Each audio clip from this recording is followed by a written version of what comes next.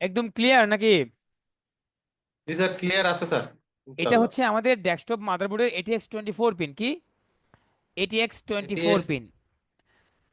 এক থেকে আমাদের 24 পর্যন্ত 24টা পিন আছে, এর মধ্যে কিছু সাপ্লাই কিছু গ্রাউন্ড, এগুলো মিলে, তাই না?